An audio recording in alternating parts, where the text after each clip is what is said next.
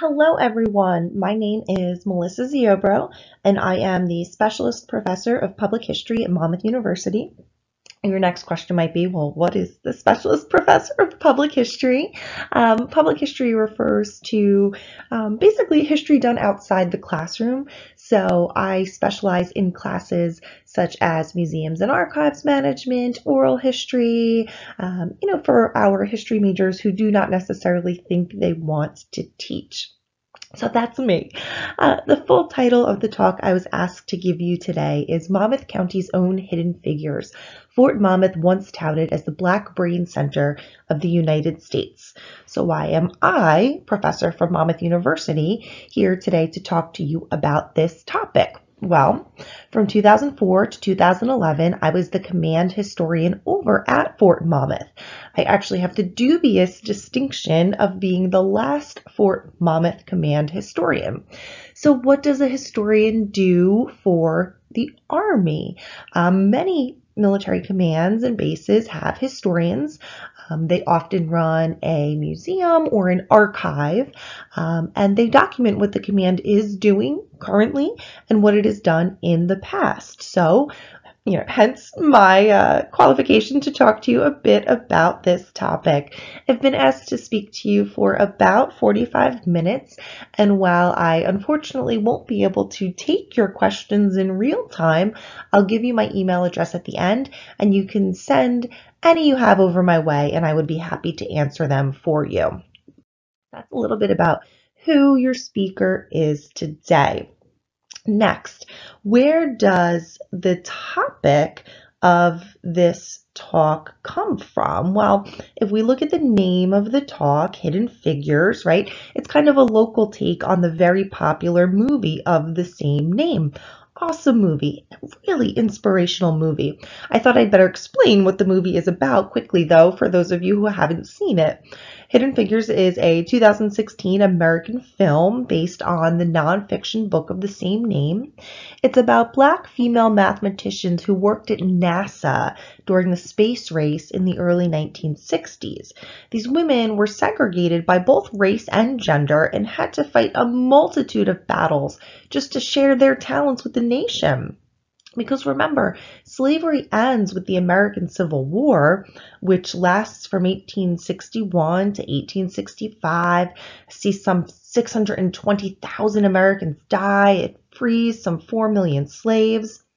And the post-Reconstruction amendments to the Constitution ban slavery forever, make the freed slaves citizens, and technically give African American men, at least, the right to vote. But African Americans, even post-Civil War, they're often kept from voting by absurd rules and violence and intimidation. And legal segregation remains a problem for just about another century in this country.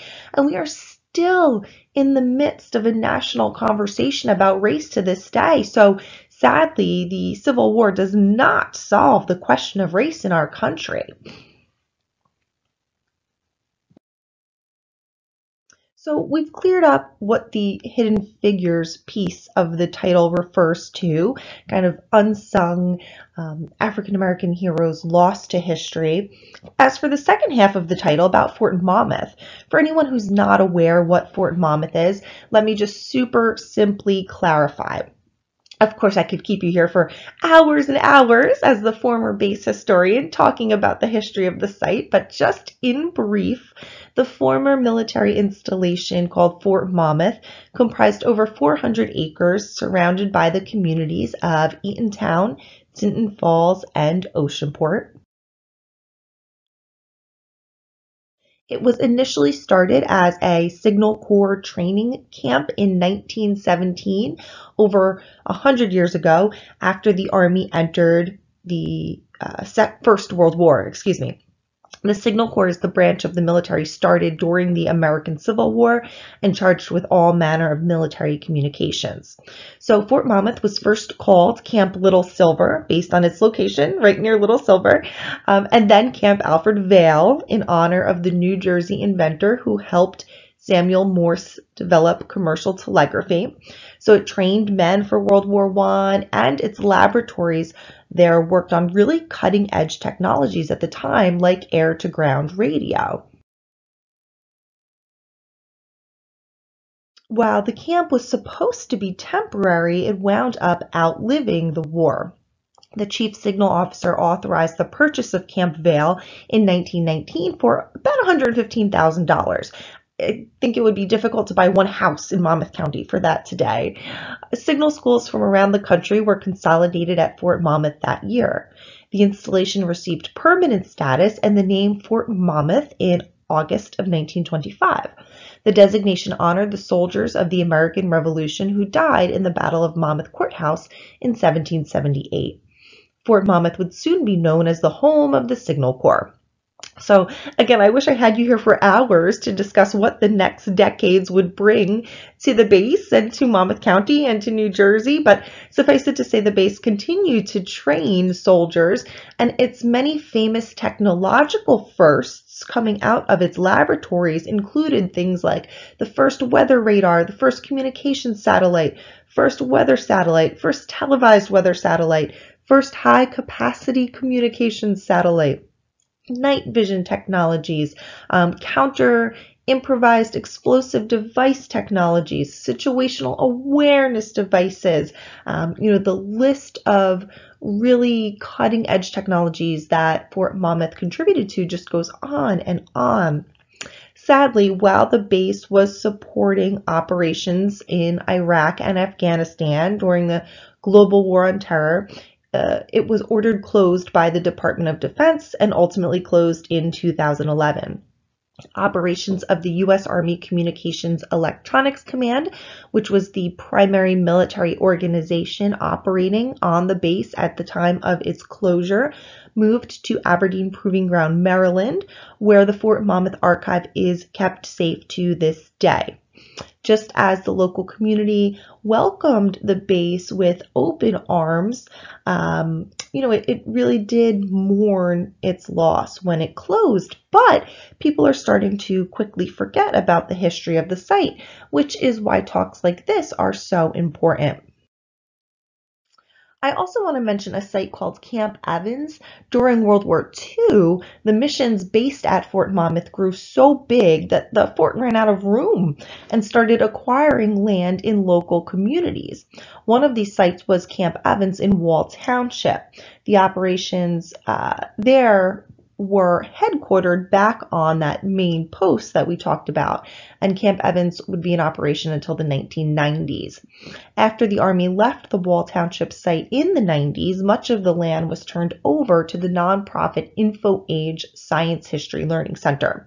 This is actually a rather long, complicated story, but unfortunately we don't have time for it today. I will say, though, that this National Register Historic Site is now operating as a museum and keeping the history of both Camp Evans and Fort Monmouth alive. And I really hope you will get a chance to visit them when we are out of quarantine if you haven't already. So that's a little background to set the stage, right? What is this talk going to be about? Let us jump into the heart of our story today, which again takes place right here in Monmouth County in the 40s, 50s, and 60s. And I cannot think of a better way to introduce it than with this quote. Because professionally trained Jews and blacks couldn't easily get jobs in industry, they found jobs in the Signal Corps, and they were also moving up through the ranks faster than the local white Christians. According to African-American engineer William Jones in this quote from a 1993 oral history interview, the Signal Corps headquartered at Fort Monmouth and its satellite at Camp Evans offered unique opportunities for minorities in the 40s, 50s, and 60s. I point out that Mr. Jones was himself an African-American engineer because I think this is really important. It's not the Army patting itself on the back. This is a quote from someone within this community of really gifted African-American scientists and mathematicians and the like. So you remember all of those incredible technological firsts by Fort Monmouth that I mentioned earlier, right? First weather radar, first communications satellite, first weather satellite, night vision technologies, etc., all that good stuff. Well, many of these amazing projects were worked on by pioneering African American technical personnel who seized upon the opportunity to work at the base. African American electrical engineer Thomas E. Daniels, pictured here, who worked at the fort for 35 years, stated in a 2003 interview with journalist Gloria Stavelli, Fort Monmouth was known as the Black Brain Center of the United States. Daniels affirmed that the post was a place where Black scientists and engineers could find jobs and advance their careers, while other facilities closed their doors to African Americans based merely on the color of their skin.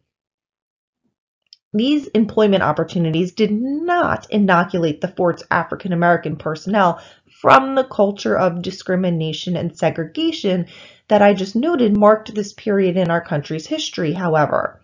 The Army itself was segregated until President Harry S. Truman signed Executive Order 9981 in July of 1948, finally ending segregation in the U.S. Armed Forces. A lot of civilian workplaces were segregated too, even here in New Jersey. A lot of people think because we are in New Jersey up in the north, oh, we weren't a part of this.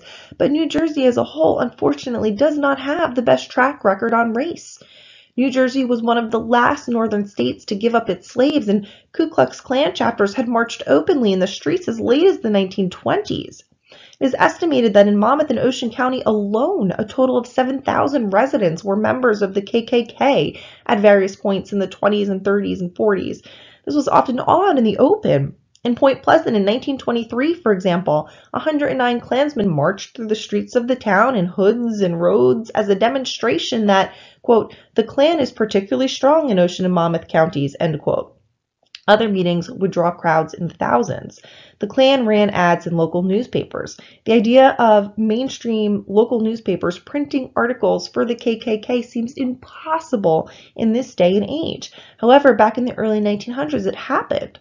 So despite its best efforts, the Signal Corps, which was opening job opportunities to African Americans on their base at Fort Monmouth, they could not ensure uniformly equal treatment for their personnel, even here in New Jersey. So examining the experiences of just a few of the fort's relatively forgotten early African American employees illustrates the differences between the Signal Corps' relatively progressive hiring practices and the day-to-day lives of the African Americans trying to live their lives in New Jersey here during the time. So let's look at some of these individuals. Let's kind of pull them out of the shadows of history. Here's one, Harold Tate, for example. Harold Tate was born and raised in Goldsboro, North Carolina in May of 1919 to his parents Rubud and Annie Fields Tate. He graduated from Dillard High School in 1937. He became the first of his family to attend college, earning a degree in electrical engineering from the North Carolina Agricultural and Technical University in Greensboro, North Carolina in 1941. He later attended graduate school at Harvard University and the Massachusetts Institute of Technology. He served in the United States Army beginning in 1942, served all throughout World War II until 1945, and then enjoyed a lengthy and productive career as a civilian electrical engineer for the United States Department of Defense based at Camp Evans and Fort Monmouth. He was instrumental in the development of many critical Army radar systems. Most notable were his weapon locating radars. These systems played a major role in protecting U.S. forces in Vietnam, and their descendants have done the same in Iraq. Explaining these radars can get super complicated, but they basically tell troops where the enemy is firing from and allow them to fire back. Upon his retirement, Harold was the director of the radar division. He recalls in a 1993 oral history interview that the government at first paid him $2,600 a year, which was, quote, quite a bit of money in those times. For comparison's sake, someone holding his type of job today might make that in a week. When Tate completed his undergraduate degree, his unit chief tapped him to train as a radar officer. Tate remembered, quote, "There were only 2 blacks in the whole class of somewhere in the neighborhood of about 200 officers. The other was fair-skinned and passing for white," end quote. Tate encountered discrimination and segregation despite the opportunity afforded to him by his Fort Monmouth supervisor. He remembered difficulties in finding off-post restaurants, transportation, and housing. As he recalled, quote, "Blacks had to go scrounging around for a place to sleep." His experience with the Signal Corps was so good, comparatively speaking, though, that when offered the option to return to the fort after training at Harvard and MIT, he said, quote, "I'd be tickled to death to be sent back to the lab."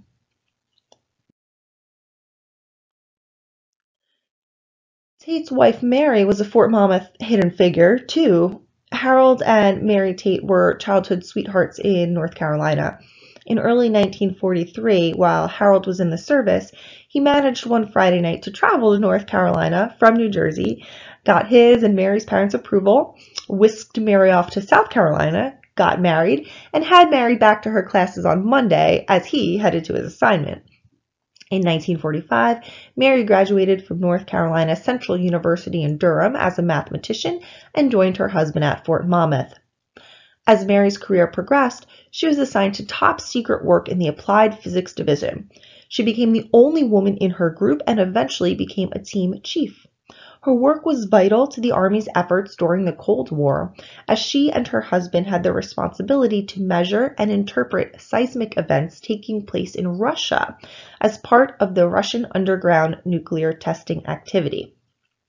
Ever mindful of the obstacles impeding African American success, the Tates and their fellow African American engineers and technicians started programs to educate their coworkers and even local high school students. Dr. Walter McAfee, pictured here, helped to teach those tutorials.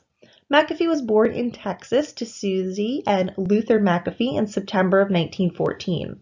His father, Luther McAfee, was a mechanic and carpenter, while his mother, Susie, was an educator.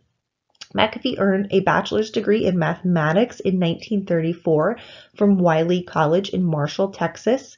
In 1937, he earned a Master's of Science degree from Ohio State University. With his master's degree, McAfee taught mathematics and biological sciences at a junior high school in Columbus, Ohio. In 1941, he married Viola Winston, who was teaching French at the same junior high school. In 1942, McAfee joined the United States Army Signal Corps Engineering Laboratories at Fort Monmouth and Camp Evans. His knowledge and mathematical skill set propelled him onto the Diana Project, a 1946 radar experiment that resulted in bouncing radar signals off the moon, which many say opened the door to the space age. After the success of Project Diana, McAfee received the Rosenwald Fellowship to continue his doctoral degree at Cornell University in Ithaca, New York. McAfee earned his PhD in physics in 1949. He rejoined the United States Army Signal Corps labs at Fort Monmouth as a scientist. He contributed to scientific investigations involving nuclear weapons system testing and satellite instrumentation. He was honored with the Secretary of the Army Research and Study Fellowship in 1956 by President Dwight D. Eisenhower, pictured here with McAfee, and this gave McAfee an opportunity to accept a postdoctoral appointment at Harvard University in Cambridge, Massachusetts. It's during this time that McAfee and his colleagues discovered that high-altitude nuclear explosions can cause communications blackouts. Now, we could go on and on about this man's incredible career. Ultimately, he's going to serve as a scientist for 42 years at Fort Monmouth. Here's a picture of him in his labs. McAfee recalled in a 1994 oral history interview that several government agencies initially denied his attempts to gain employment based on his race.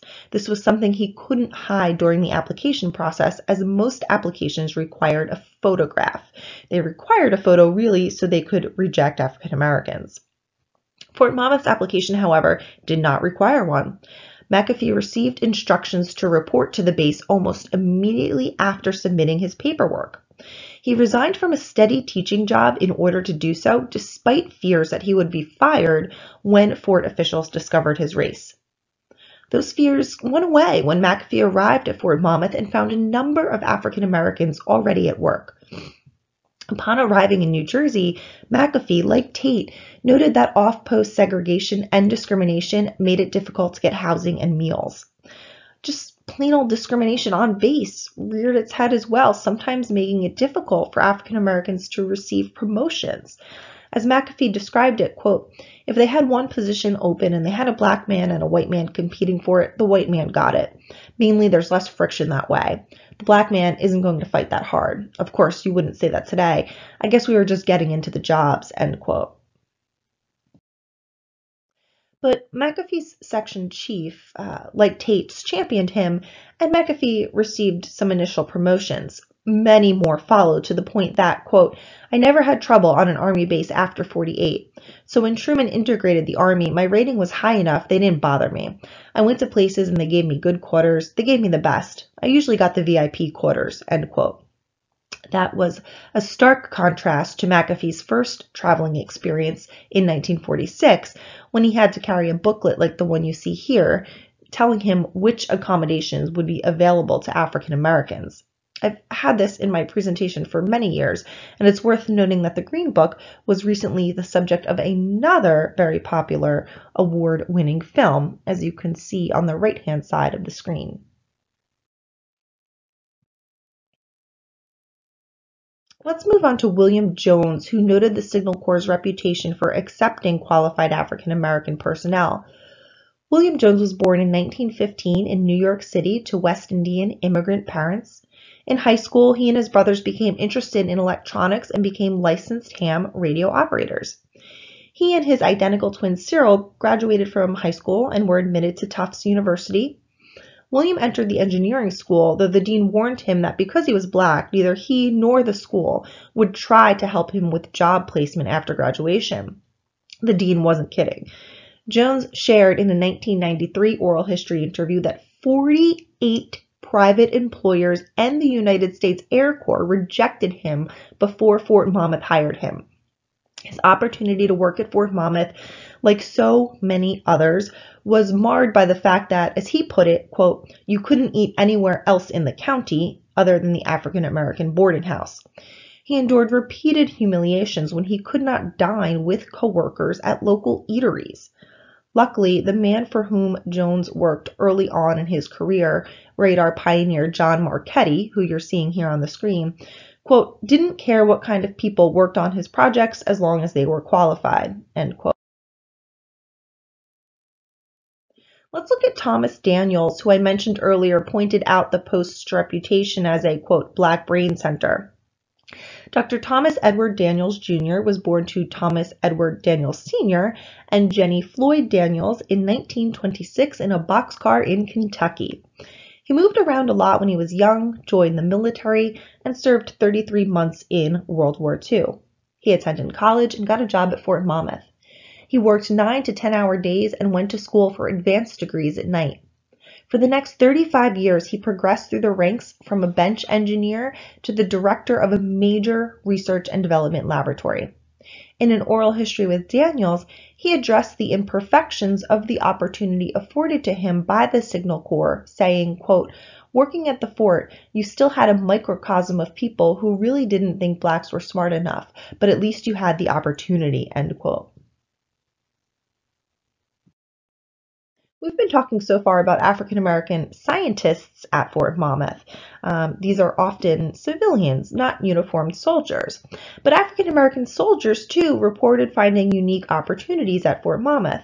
And I want to stress again, it's not me saying they had unique opportunities.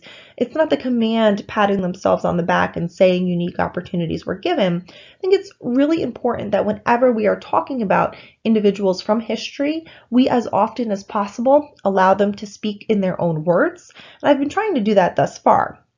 So let's use Colonel Albert Johnson as another example, this time of the experience of African American uniformed soldiers at the fort. I actually recently wrote an article on this handsome gentleman here after last year his wonderful daughters saw this talk and shared their family papers and photos with me. so I'll share just a little bit of what I can about him in the time allowed. The man who would become the first African American colonel in the U.S. Army Signal Corps came into this world in May of 1921. Albert Clinton Johnson was born in Charleston, West Virginia. After high school, he enrolled in what was then known as West Virginia State College, now university, graduating with a degree in mathematics in 1942. He soon enlisted in the U.S. Army. As he recalled in a December 1995 oral history interview, there was a big effort to get as many recruits as possible following the December 7, 1941 attack on Pearl Harbor. Johnson was initially assigned to Tuskegee, Alabama in support of the famed African American airmen training there. This posting lasted for just a few weeks. The Army soon sent him to the Signal Corps post at Fort Monmouth, New Jersey to become an electronics repairman. He recalled taking classes in a former airplane hangar that dated back to the Army Air Corps days at Fort Monmouth during World War I. And you can see those hangars here. When Johnson and 21 other young black men arrived at the fort in January 1943, the post commander, Major General George Van Dusen, told every company commander there was to be no segregation. Remember, the Army was segregated until 1948, but according to Van Dusen, the men were to be scattered around, as Johnson recalled it, noting, "That worked out very well, and I began to admire Fort Monmouth very much. This was one of the posts I was assigned to where everybody was considered as good as everybody else, and everybody worked in harmony, trying to get the best things accomplished." I have to point out again that despite relatively progressive attitudes by many in leadership at Fort Monmouth in the 40s, 50s, and 60s, African American civilians and soldiers alike have cited both on and off post racism during those years. Colonel Johnson, who we're talking about, encountered this too. I'll give you two examples. Walter Holtz, 1st Sergeant of Company T, 803rd Signal Training Regiment, reported a delegation of white soldiers showing up at his desk shortly after Albert Johnson's group arrived. They were saying they would not sleep in the same barracks as the African American newcomers. 1st Sergeant Holtz arrived at a quick solution to the problem. He had the delegation and anyone else who agreed with them put up pup tents and sleep in the company street if they didn't want to sleep in the barracks with African American soldiers. It rained that night. The following day, as Holtz recalled it, everyone went back into the barracks. Another example takes place off-post. When going to see a movie off-post with a white friend, Albert Johnson was told he had to sit in the balcony. Neither Johnson nor his friend took kindly to this. They conducted a little experiment trying to sit together at movie theaters in other local towns. They encountered the same problem. They promptly reported this to General Van Dusen, who reportedly called all the local mayors and told them they could either treat his African American personnel as equals or face a boycott by all the thousands of personnel under Van Dusen's command. Johnson remembered Van Dusen fondly, saying, "I became very proud of him." Johnson, who had an extremely high IQ, completed his coursework so quickly and so well that a captain suggested he attend officer candidate school. Johnson recalls thinking, "Well, I've only been in the military 2.5 months, but I'll be glad to do whatever I can." Johnson did wind up attending officer candidate school right at Fort Monmouth, finishing in August 1943. Tradition dictated that, following the graduation ceremony, new lieutenants had to give $1 to everyone that saluted them on their way back to their quarters. Johnson fondly recalled that he and the other newly minted officers happily complied. Additional electronics training at Fort Monmouth followed until Johnson transferred to Arlington Hall Station, Virginia, a cryptanalysis site that was supposed to make use of the German language skills he had learned in college. Instead, superiors told him to take charge of the janitors, as Johnson remembered it, quote, "because they're black and they need somebody to lead them," end quote. Johnson, understandably, disagreed. He managed to get transferred to the Signal Corps Plant Engineering Agency in Philadelphia for a time, but by June of 1945, he went to the Philippines by way of Hawaii, helping to set up telegraph, telephone, and other communications support throughout the Pacific Theater. He was preparing for the invasion of Japan when the U.S. dropped the bombs on Hiroshima and Nagasaki in August. He ultimately became a part of the occupying force with the First Signal Construction Company. As he remembered it, they brought in many Signal Corps people to repair all the destroyed communications system. Johnson remained in Japan for some 3 years. He recalled the Japanese population as very welcoming and said they thought of MacArthur as a god. MacArthur is pictured here. Of course, that's just Johnson's memory of things. While in Japan, Johnson was promoted to first lieutenant. It was during these years that he decided to make a career of his service and not just serve during the war years. As he told it, quote, "I wasn't so sure I was going to stay in the military because I had always leaned towards being a doctor," end quote. One wonders if Johnson regretted this decision when, from Japan, he was sent to Texas to help establish communications among White Sands Missile Range in New Mexico, Fort Bliss in Texas, and other sites in the area, all working on nuclear weapons and Cold War technologies. This was the Deep South, and command leadership was not as progressive on race relations as General Van Dusen had been at Fort Monmouth during the war years. Despite the fact that Truman had by now desegregated the armed forces, not everyone embraced the new rules. For example, African American personnel were banned from the pool at Fort Bliss. Johnson approached the command leadership with the issue, telling them, quote, "We're really tired of being in positions where we could get killed as well as anybody else could, and we should be provided the same things everybody else is," end quote. His pleas were met with resistance, and he was ultimately told that the post would deal with the issue when he returned from the leave he planned to take after his wedding. Johnson left Fort Bliss to marry his fiancée Norma. While they were honeymooning with family in West Virginia, they discovered that they had been transferred back to Fort Monmouth. Johnson felt, quote, "That was the best news I had because I knew how Fort Monmouth is," end quote. Upon arriving, Johnson and his wife were relieved to see, quote, "It was almost just like it was when General Van Dusen was there, and we were very happy," end quote. After some refresher courses at the Signal School, Johnson became an instructor there. The young couple settled off post because they wanted to own property and have some choice where their future children would go to school. This domestic bliss was short-lived. The Korean War intruded, and Johnson was soon sent to the Korean Peninsula to join the 51st Signal Battalion to establish frontline communication for General MacArthur's forces. While in Korea, Johnson was the only black officer in his battalion. He was promoted to captain and had some concerns about how the white officers under would respond to this. Soon, though, they were too busy fighting off the Chinese to worry about such trivial matters. One of the highlights of the Korean War, if there can be such a thing, was USO support when celebrities like Betty Hutton visited the region. She's the blonde lady here in Colonel Johnson's photo. Following the Korean War, Johnson returned to Fort Monmouth, by now becoming a home base of sorts for him, and served again as an instructor in the Signal School.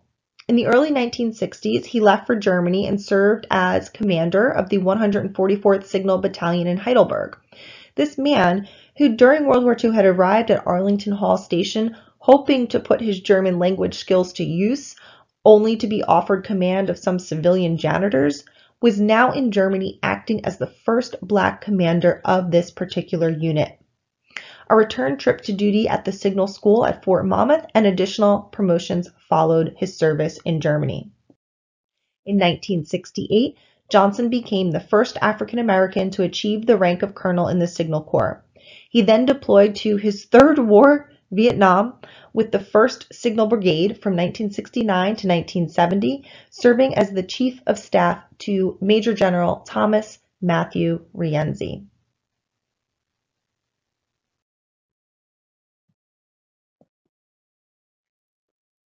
The 1st Signal Brigade was the largest signal brigade organized for the war, with a peak strength of 21,000 soldiers in 1968, making it the largest brigade in the entire Army at the time. It provided communications to U.S. forces scattered over more than 60,000 miles, while its photographers documented much of the combat action. During his time in Vietnam, Johnson and his wife discussed whether he might stay in the service in the hopes of being promoted to brigadier general. Remember now, he's deployed to 3 different wars. His wife, Norma, reportedly told him, "No, the only star you are going to get is me when you come back." End quote.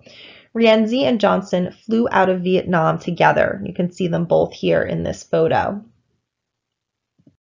Johnson returned to Fort Monmouth to work for the U.S. Army Electronics Command, now headquartered there. He finally retired in 1972 with 30 years of military service. He and his family remained in Monmouth County. After multiple tours at Fort Monmouth, they had put down roots in the area. Johnson's wife, Norma, had worked as a special education teacher in the nearby Long Branch School District, in addition to being a registered nurse. Despite having served in, as I noted, 3 wars, Johnson kept busy. He worked as a stockbroker and later an electronics consultant. A May 1984 Asbury Park Press article talked about Johnson's role as a small business owner, stating, quote, "As little as 10 years ago, it would have been unheard of to find Johnson in such a position, and today it is still rare. Johnson is a black business owner in an industry that has traditionally attracted few minorities," end quote. Johnson talked in that article about wanting, quote, "to help open up the high-tech field to other minorities. I was ready to retire," he said, "but I saw a big challenge to provide a valuable opportunity for minorities." Even as a civilian, Johnson was committed to breaking down barriers and blazing a trail for those who might follow him. Johnson eventually retired, as he put it, in the early 90s. He died in February of 1998 at 76 years of age. The cause of death was cancer, believed to be linked to Agent Orange exposure during his years in Vietnam. Upon Johnson's death, Lieutenant Colonel Avery Grant eulogized him in the Fort Monmouth newspaper, the Monmouth Message, writing in part, quote, "Realizing that black officers had few mentors, Colonel Johnson laid the foundation for many successful careers in the Army and later in private sector positions. Quite simply, we were successful because Colonel Johnson cared, and that is the greatest epitaph," end quote. Johnson was buried in Arlington National Cemetery. His awards are far too many to list here. As I mentioned earlier, Fort Monmouth closed in 2011. When former deputy to the commanding general at Fort Monmouth, Mr. Victor J. Furlise, was asked what he wanted people to remember about Fort Monmouth after its closure, his answer included that Fort Monmouth was a place where, quote, 20 years before the Civil Rights Act, black people could do great things, end quote. The numerous pioneering African-American personnel who, like Jones, Daniels, Tate, McAfee, and Johnson, bravely accepted this opportunity during the 40s, 50s, and 60s, should be commended for their tenacity and celebrated as a part of not just military, but New Jersey history. Yet, few people know about them. I thank you for taking the time to listen and hope you will share their stories. For more information on the experiences of Fort Monmouth's pioneering African-American personnel, I encourage you to visit InfoAge, as we discussed earlier, and to watch Professor Robert Johnson Jr.'s documentary called No Short Climb. You should be able to find that with a simple Google search. Now, again, I regret that we cannot be together today, but I encourage anyone with questions to reach out to me via email at mziobro@monmouth.edu. Again, that's mziobro@monmouth.edu. Thank you again for your time. Stay safe.